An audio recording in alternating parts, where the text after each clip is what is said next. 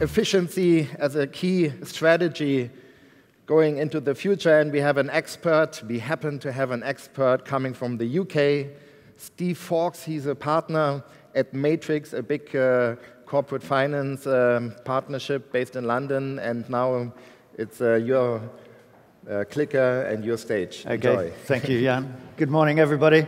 As Jan said, I'm Steve Fawkes. I'm a partner in Matrix Corporate Finance.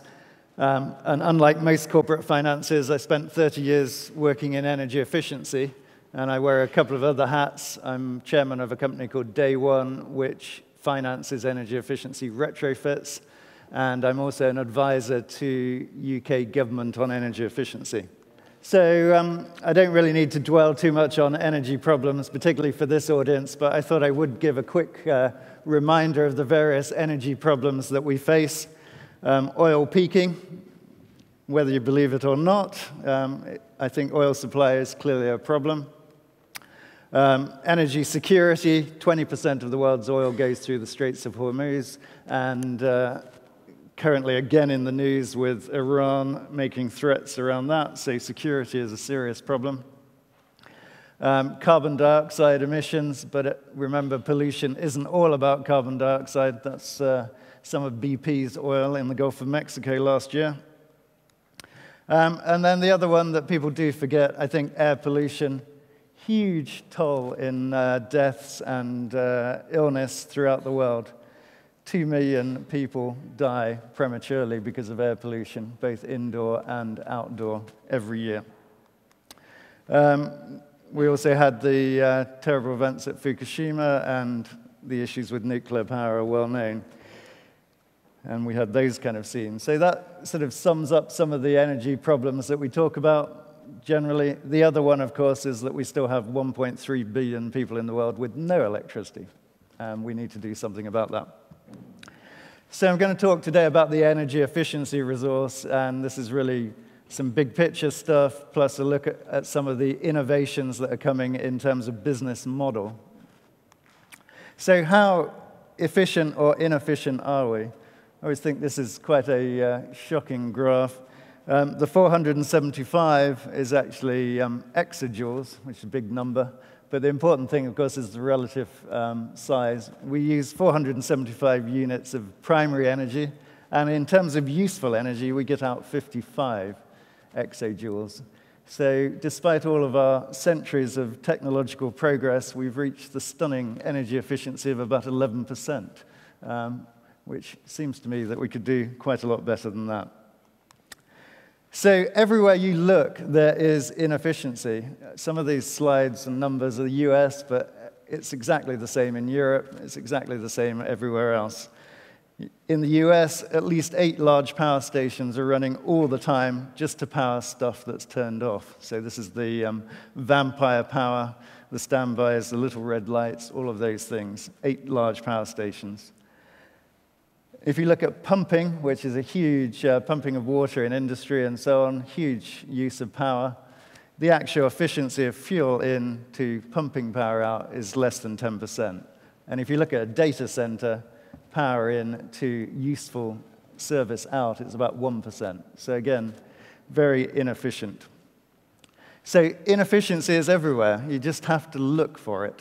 And where you see it, which can be everywhere, there's always a profitable opportunity to improve efficiency. And been lots of studies over 30 years and more about the global potential for energy efficiency. I think most people will be familiar with the McKinsey study a couple of years ago, which said that 170 billion a year invested, which actually isn't that much money compared to the investment going on into the power sector, could halve the projected growth in energy demand, produce half the emissions abatement needed to keep us below 450 parts per million, and have an average IRR of all projects of 17% at $50 a barrel oil. Well, as we know, we don't have $50 a barrel. We have something like 100 or more. So the IRR on all those projects is well north of 17%, which should make them attractive to lots of investors. Buildings are one of the largest opportunities that we have, 40% of the world's energy, 40% of carbon emissions, 20% of water use, and even in retrofit situations, 20 to 40% potential savings. So huge potential to retrofit large amounts of buildings. And although there have been individual buildings that have been retrofitted with big energy efficiency savings, so far we haven't really had retrofitting at scale, and that's what we need. Again, this applies to US buildings, but exactly the same in Europe, pretty much. 29% saving potential, 290 billion savings pounds, and 360 million tons of greenhouse gas emission saving. And most of that is in retrofitting, because at the end of the day, the turnover of buildings is quite slow. We need to retrofit the buildings we've got. Building new efficient buildings is fine, but it doesn't really attack the problem. And in US real estate, according to Amory Lovins at Rocky Mountain Institute, if we invested $500 billion between now and 2050, then the MPV of that is 1.4 trillion. So again, good economic returns. So there is money lying around on the floor. There's money flying out the door, out the ventilation system, out the boilers, out the pumping.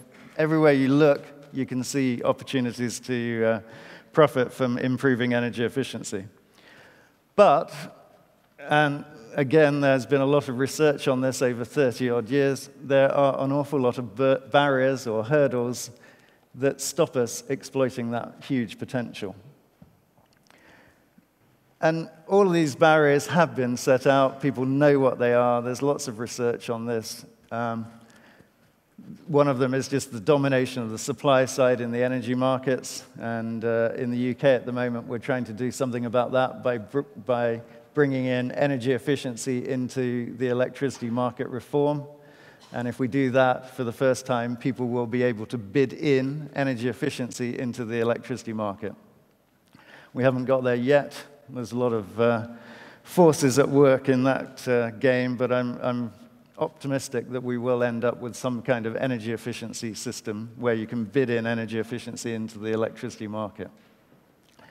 Energy efficiency is given a very low priority in many organizations. It's typically given to an engineer or an energy manager. It's not considered as a strategic decision. But looking at energy of use in an organization and looking at energy efficiency is incredibly strategic, and it needs to be regarded as strategic by senior management. And then if we look at buildings, particularly commercial office buildings where you have landlords and tenants, you have the classic split incentive problem. Tenants paying the energy bill, they want a reduced energy bill. Landlords responsible for the capex. Why should they spend money to benefit the tenant? That's a huge issue. Some really interesting initiatives to try and address that issue are going on at the moment, working with some of the very biggest landlords and biggest tenants. Measurement of results, one of the biggest kind of issues and one of the first questions that often comes up talking about energy efficiency is how do you measure the results? Now, there are systems of measurement and verification. There's an international performance measurement and verification protocol. It's not ideal, but it's used in 40 countries, developed by US Department of Energy originally. And that's a perfectly robust and valid system that investors can use to give them confidence in savings. Limited capacity and technical skill shortages. Having been involved in energy efficiency for 30 years, I'm kind of on my second upwave. In the 80s and 90s, most organizations had energy efficiency people. They had energy efficiency teams. One of the big retailers in the UK had about 10 people just looking at energy efficiency. But when prices went down and energy no longer was an issue, all those people were downsized, changed jobs, went into other careers. So we're just having to rebuild a lot of that capacity of energy management and technical capacity up again now. And part of the policy work that I'm involved in is looking at how we do that. And then access to capital. There are big capital requirements. and energy efficiency needs to be able to access those different sources of capital. And then one of the other problems that people don't talk about too often, but I think is quite important, is what I call the ribbon problem. And this is the ribbon problem. One of the problems with energy efficiency for politicians is it's very hard to come along and cut a ribbon on a nice photogenic plant or building or wind turbine. It's much better to have your photograph taken in front of a huge wind turbine or some solar stuff. It's very hard to photograph energy efficiency. In fact, if you look on iStock or some of those photo databases and Google and look for energy efficiency, you either get a light bulb or you get a box. It doesn't matter what the box is. It can be a CHP, it can be a control system, it's box. Just not particularly photogenic, not so good for politicians. So given this huge resource that's out there, and it's not only is it a huge resource, it's a very profitable resource, potentially, how do we access it? And there are some models developing now that give some of us optimism that this is starting to happen now on scale, at a big scale. Most people are familiar at one level with the ESCO model, or shared savings. So this is where a contractor implements energy efficiency measures and takes a share of the savings over a period of time, and then the client takes all the savings at the end of the contract. Lots of talk about ESCOs, and we've seen a huge growth in the number of people setting up ESCOs. Many people who've done that with no prior experience. It's one of the most talked about concepts, but I actually think it's one of the most misunderstood concepts out there. And in some ways, it can be a barrier rather than a help.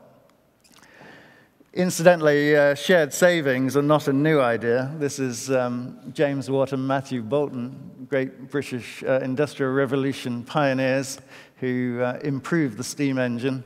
And they actually sold their engines on improvement of efficiency, so effectively shared savings. They took some of the benefit over a long period.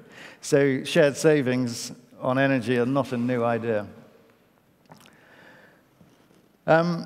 Couple of terms in there which I haven't really defined. ESPC is Energy Savings Performance Contract, and ESCOs, Energy Service Companies.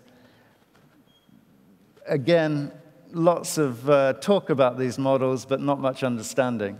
Much of the activity in ESCOs and ESPC contracts came out of the US. The model really requires the client to take on debt, and as we know, debt is quite hard to get at the moment.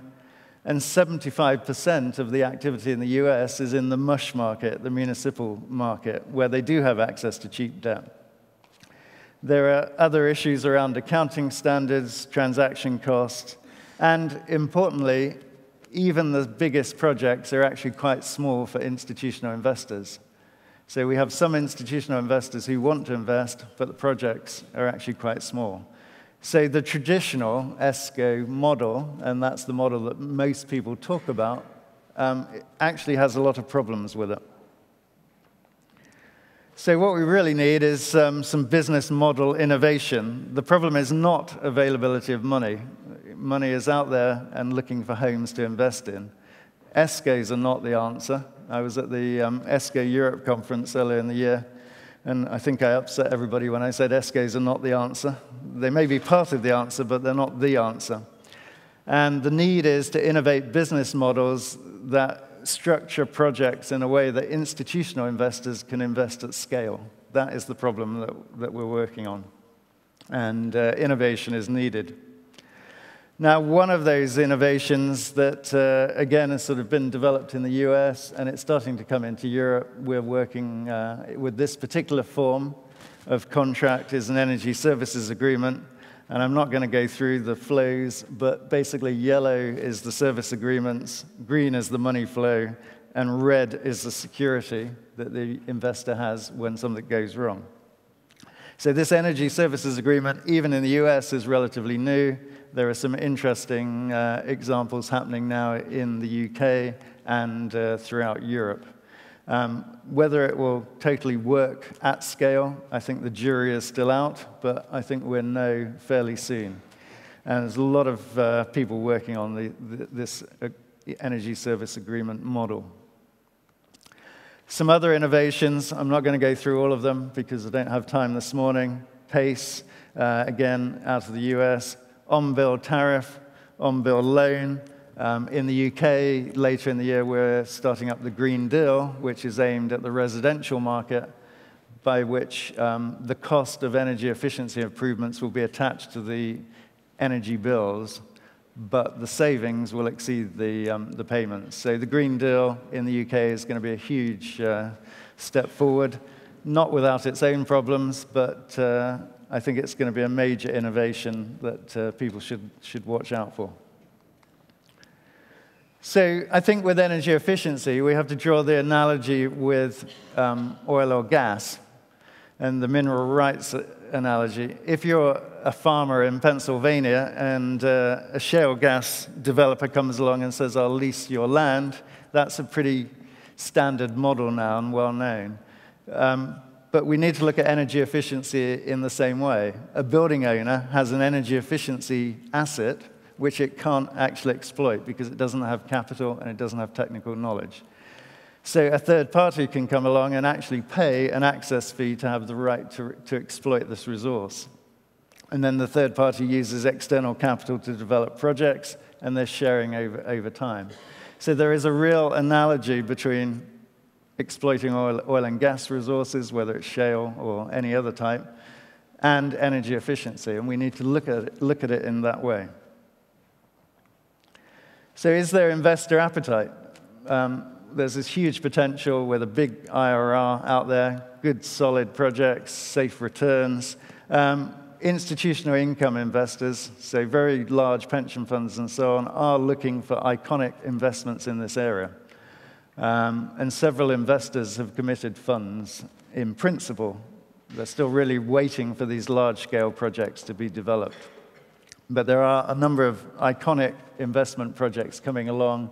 And again, I think in the next year or so, we will see a significant change in this market. So to sum up, the potential for energy efficiency is huge. Energy efficiency doesn't require subsidies. It's cost-effective now. Applying energy efficiency and improving energy efficiency addresses most of the energy problems that we're facing, supply, cost, and environmental problems. Energy efficiency is definitely gaining political support. In the UK, we've set up the Energy Efficiency Deployment Office, to which I'm an advisor, and that's really trying to bring energy efficiency much further up the political agenda, and it does have top-level support.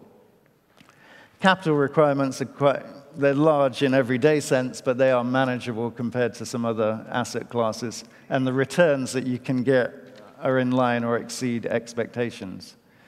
We do have these institutional investors ready to invest, but we do need these new business models and new contract forms that enable that institutional money to flow into energy efficiency. And these models are starting to emerge, and I think a few large-scale examples will come to the fore in Europe and the US in the next few years, and that will unlock the energy efficiency market in buildings at scale. So I'm going to finish there, just about on time. Happy to take a question or two if Jan thinks we have time.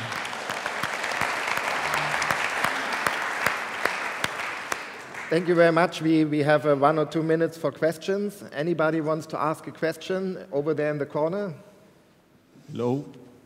I will stand up. My name is Lior Shmueli from EcoFinance. You said that there is like a barrier that institutional investor does not want to invest in energy efficiency project because of the scales. And my question is, why not to bond several or a lot of small-scale energy efficiency project into one bond and to offer that to institutional investors?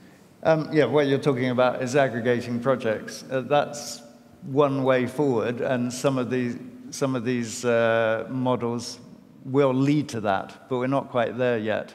And also, the bond market needs to operate in very large amounts, hundreds of millions, Nobody has really aggregated enough projects together to do that, and I'm not sure the bond market is ready. What we're seeing with the bond market is talking to a lot of people who say, yes, in principle, we like the idea, and come back when you've got lots of projects together. And on the other hand, in order to generate lots of projects, for instance, UK government estate is huge. What I'm saying to UK government is, go out on a tender, but don't go out on a tender on one building. Go out on a tender on 100 buildings or 200 buildings, and then you immediately have something of scale. And that's what we need to do. But aggregation is part of the problem, or the lack of aggregation. One more question? All right, Steve, thank you very much once again. Thanks. Thank you very much.